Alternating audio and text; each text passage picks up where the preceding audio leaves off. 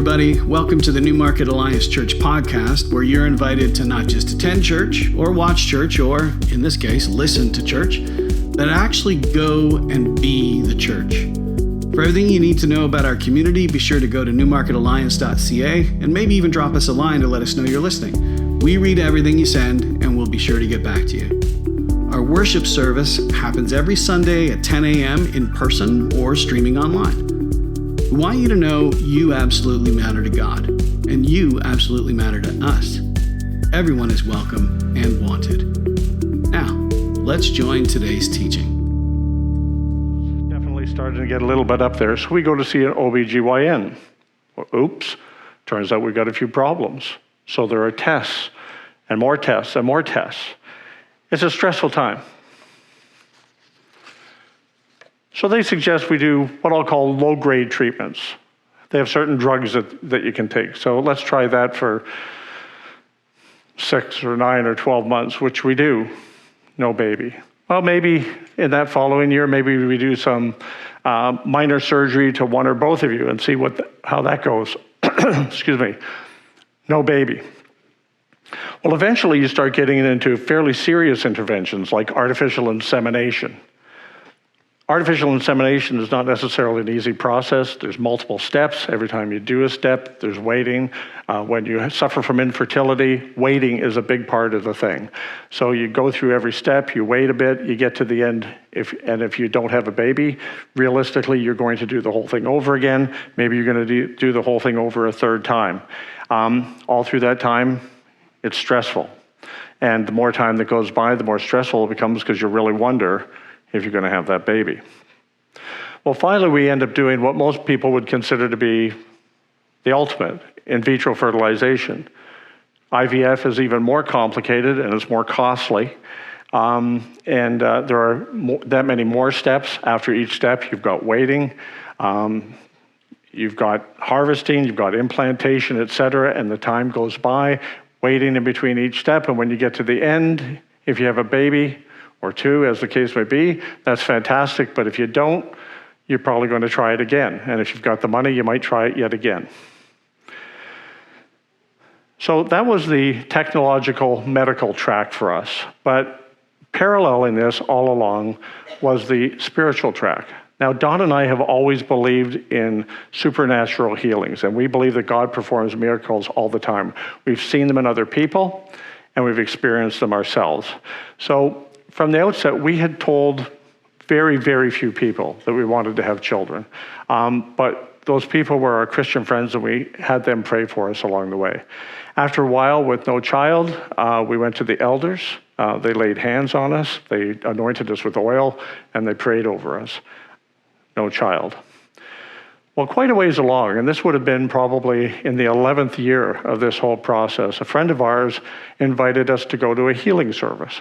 Now, we believe in supernatural intervention. We believe that God works in this way, but we've never been to a healing service before, and there's a certain stigma to these things. But you know what? We're 11 years in. We decided to go. When we get there, as we're sitting down in our seats, Dawn leans into me and she says, "There is no way on God's green earth I'm going up to that platform." Okay, that's fine. But we sit there and we watch closely. And I have to say, it was an exciting evening. There were all kinds of people getting healed of all kinds of afflictions, and it was just exciting, and you could see God moving. So near the end, the healing service guy, I don't know, the faith healer, he says, okay, everybody here with an infertility issue, come up to the platform. Well, we were shocked, because it felt like half the seats in the auditorium emptied as people flooded to the front. We were also shocked because we realized we were one of those couples heading to the front. We didn't expect to do that. So he said, there's way too many people here. I can't possibly lay hands on and pray over every single person who's come forward. So this is what we're going to do. We're going to pick one woman, and she is, in essence, going to be a conduit of God's power. I'm going to lay hands on her and pray over her. And what's going to happen is her husband is going to stand behind her with his hands on her shoulders, and all of you lay hands on his shoulders or the next person or the next person, but we'll all be physically connected. And that's how we're going to do this. And the woman that he selected was Dawn. So under his instruction, she interlaced her fingers and placed her hands over her abdomen. He laid hands on her hands and started to pray over her. Well, immediately she started to feel movement in her abdomen, almost as if things were just being rearranged. It was a very, very vivid experience for Dawn. I'm standing behind her with my hands on her shoulders, and I felt like an honest-to-goodness electrical shock, and I'm talking a serious electrical shock. There was nothing about this that was just my imagination. And 30 or 40 feet away, my friend in the audience, he felt an electrical shock. So when we walked out of the room that night, we were excited. We felt God had really, really moved. So the next night, the phone rings, and it's my friend Harold. Now, Harold was not one of the people, okay, I want to emphasize, he was not one of the people that knew we were interested in having children. He was not aware that we'd gone to a healing service the night before. And I should also say, Harold is the most feet planted firmly on the ground guy you have ever met in your life. So he phones up and he's all stuttering and stammering. And he's, Steve, I really don't want to be making this call, but, well, Linda, that's his wife, well, Linda's making me, so I have to. So I kind of chuckled. I said, that's okay, Harold, what do you have to say? He said, well, before I go on, I should tell you, I have never remembered a dream that I've had in my life. He said, I assume I've had dreams, but I have never remembered a dream in my entire life. And I said, okay. And he said, I had this vivid dream last night that you and Don were going to have a baby boy. So I'm on the phone and I'm like, right? But what I said to him was, well, that's really interesting. Thanks for telling me that. Is there anything else? He says, no, I'm done. I'm so sorry to bother you with that, but Linda made me. Okay.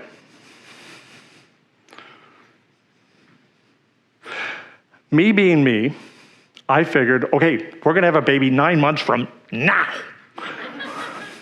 But you know what? God is not going to be tied up in our little timeline, so we did not have a baby in 9 months. But I will say we did have a baby boy in the year following that. The whole process from the time we decided we wanted to have children to when we had our first son was 13 years. There were a lot of gaps after each try. After each stoppage and play, Don would say, and I should say Don, anybody who knows us knows this, Don is more serene than I am. So after each stoppage and play, she would say, you know, I'm okay with this. If God wants us to be childless, that's fine. We'll just seek his face and find the alternative plan that he has in mind for us. And we'll go with that. That's okay. Me, I'm like a dog with a bone. If there's an obstacle, I'm going to find a way around it, over it, or under it. But one way or another, I'm getting past that obstacle. You know, tenacity is a really good trait. But patience and trust are better. It's not easy for me, who is a type A personality through and through. But God brought me there. SORTA. This is a big issue. 1 in 7 couples in North America, that might even be higher now, 1 in 7 couples in North America have an issue with infertility, and many marriages fail because of this. But God is sovereign. His ways are above our ways. Now, some people will say, well, it's easy for you to say, you got your kid. But we remember, it's traumatizing. It's gut-wrenching if you're going through this. Don and I came within a micron of splitting up over this. For some people, procreation is so primal that infertility just seems excruciating. We will never forget the pain of those 13 years. But God is sovereign, and his ways really are above our ways. So all you can do is, yes, be tenacious, but also trust that he loves you no matter what, and always the essence of trust, which we were just starting to learn, the essence of trust is grasp it lightly. We got screens. Okay. In a moment, I'm going to start to talk about the roller coaster ride that was my business and professional life for 40 years. But before I do that, I'm going to read a passage from Matthew 6.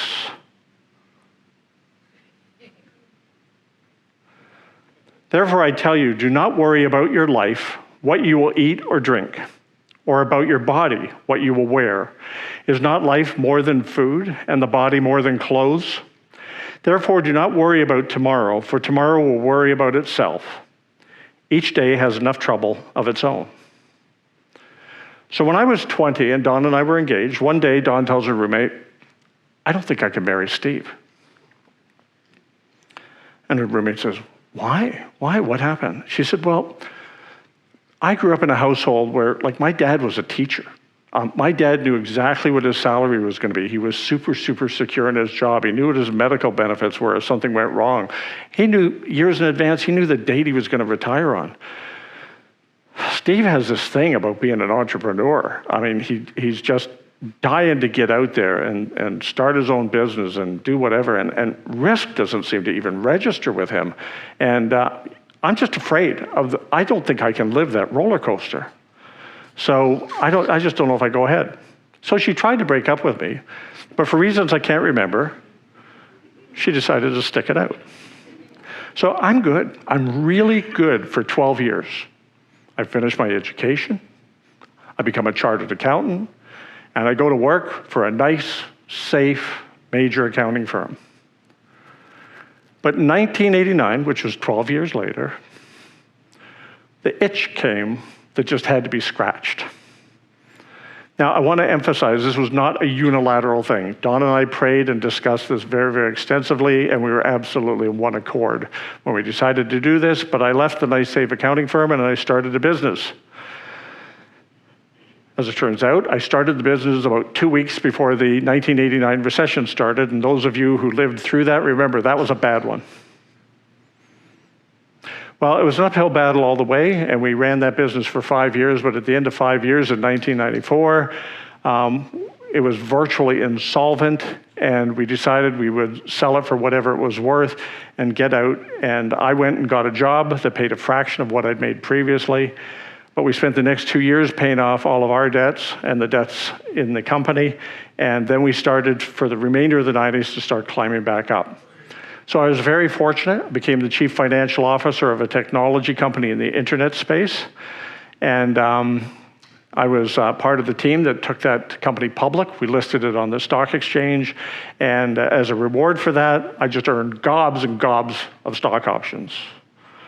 So I decided, now that I've got my grub stake, so to speak, I am going to arrange my life to suit me. I want to be clear, that does not mean I went on some hedonistic, materialistic binge, okay? I mean, my vision of my future was that generosity would be very involved in our life forward as God prospered us. I felt that my business would be used to serve God's purposes. So it's not like I went off the deep end and on some rant.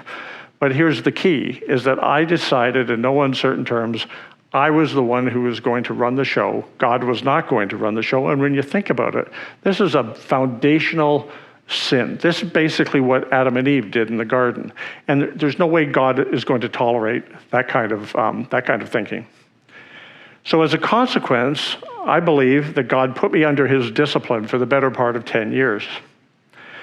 Now, I'm going to take a little bit of a sidebar here from my main theme, because I want to talk about God's discipline for a minute. There are some people, because of their view of God and their worldview, they say a loving God would not discipline his children because for whatever reason, perhaps their upbringing, they equate discipline with punishment. So I'm going to read a passage from Hebrews 12 to be specific, and that passage will discuss this very issue. So I'm having a hard time seeing that, so are we there? Leila? Okay. My son, do not make light of the Lord's discipline, and do not lose heart when he rebukes you, because the Lord disciplines the one he loves, and he chastens everyone he accepts as his son or daughter. Endure hardship as discipline. God is treating you as his children, for what children are not discipled by their father. No discipline seems pleasant at the time, but painful. Later on, however, it produces a harvest of righteousness and peace for those who have been trained by it.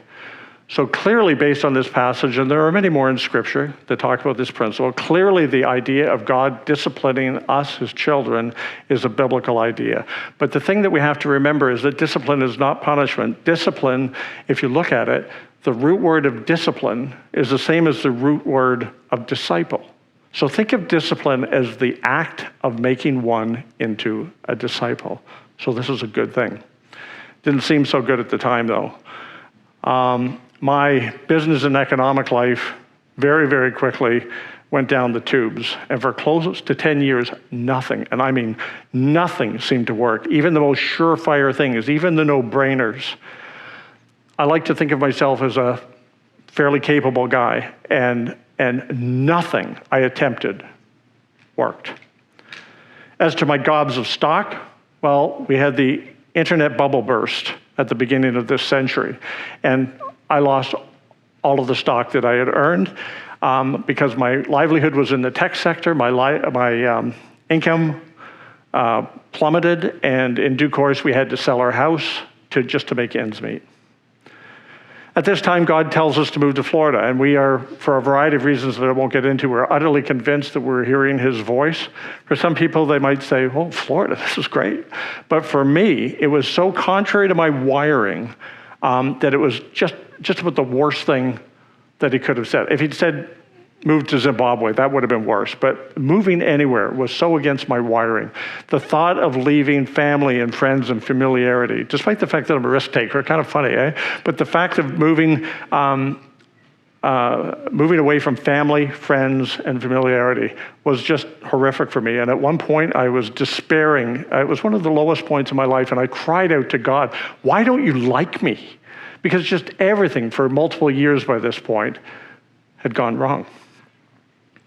Well, very, very shortly, after we were in Florida, God made it very clear that this was exactly where we were supposed to be, and we were totally at peace with it. So then we get into a new business, because that's kind of what I do.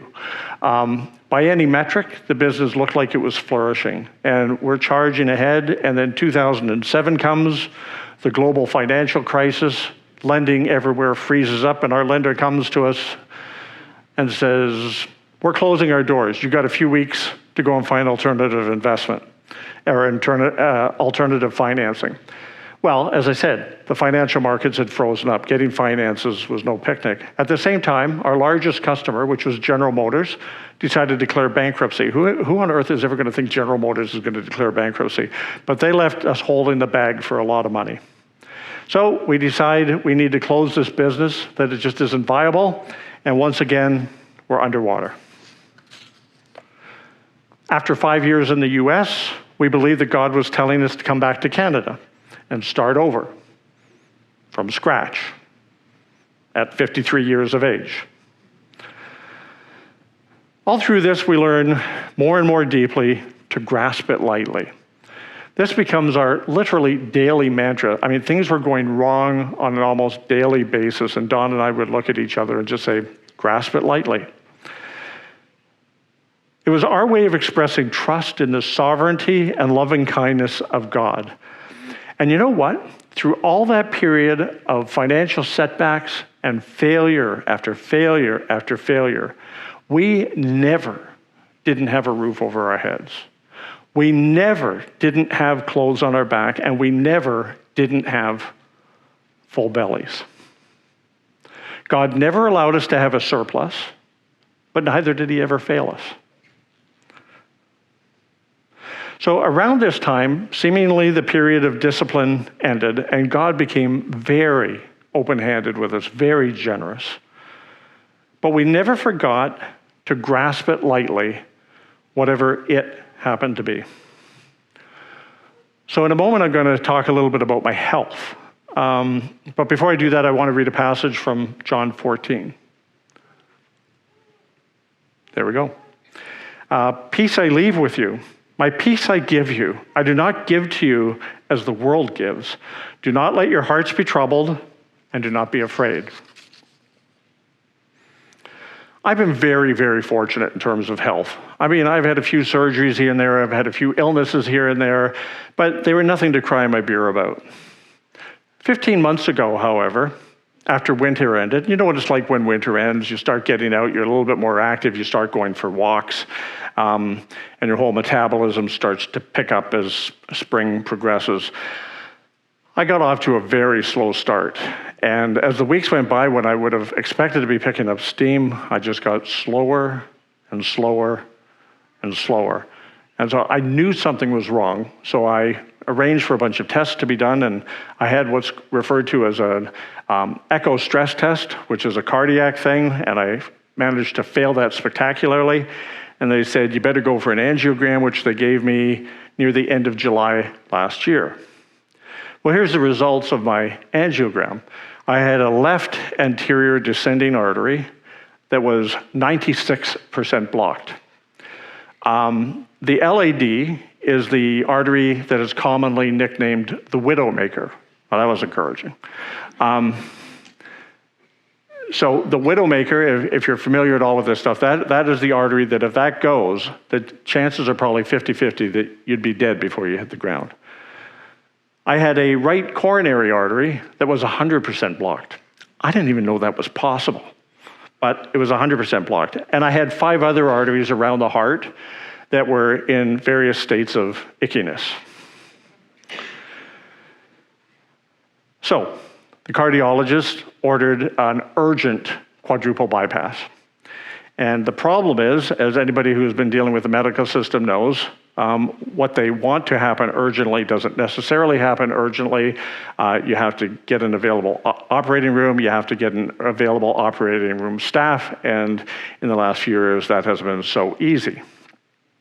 So it was frustrating because the lineups dragged out the process. They kept on saying urgent without saying it in so many words. This is in late July, early August.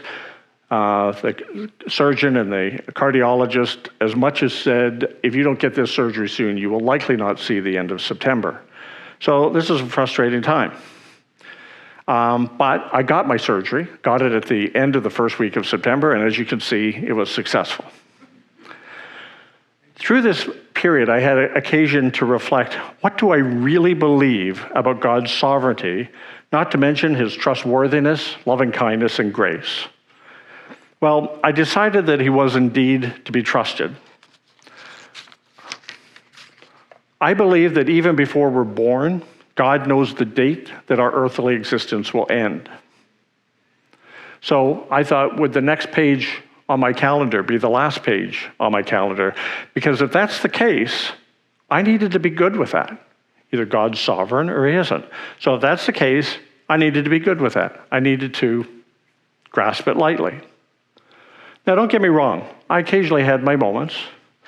I would say to God, Lord, you got this planned out before I was even born. Whatever you say is great. But just so you know, if I did get an extra few years to spend some time with Dawn, and if I did get an extra few years to see my granddaughter grow up, I'd be okay with that. You know, just saying, God.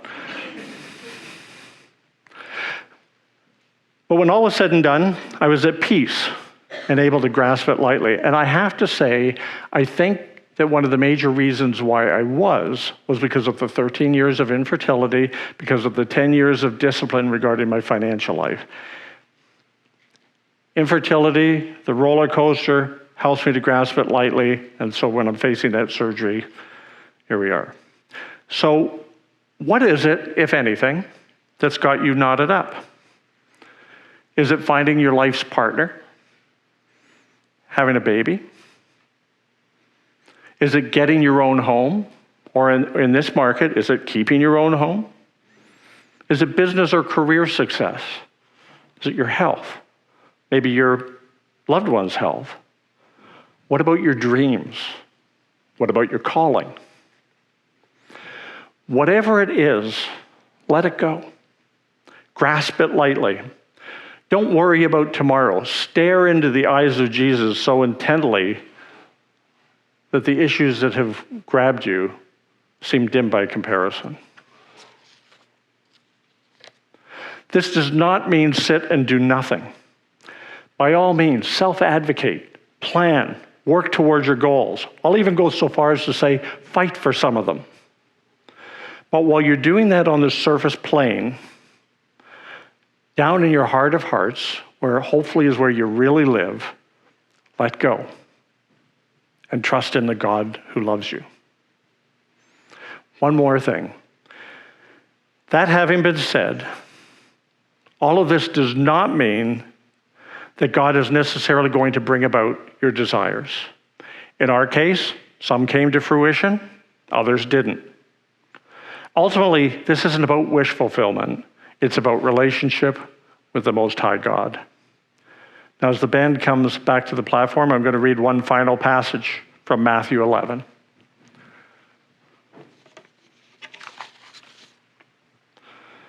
Come to me, all who labor and are heavy laden, and I will give you rest. Take my yoke upon you and learn from me, for I am gentle and lowly in heart, and you will find rest for your souls. For my yoke is easy and my burden is light. So in the next song, take time to reflect and think about the words that are being sung, and think about what there is in your life that perhaps you're holding on too tightly and that is causing you stress and is even causing perhaps a bit of division between you and God. And think about these things and the need to grasp it lightly. And after the music, I'm going to come back up and pray with you. Literally burdening them. Please feel free to come to the front after the service ends. I would ask that any of the elders that are here this morning make yourselves available, and anybody else who would like to help some of these people with prayer. In the meantime, thank you so much for coming to church. Now let's go out and try our best to be the church.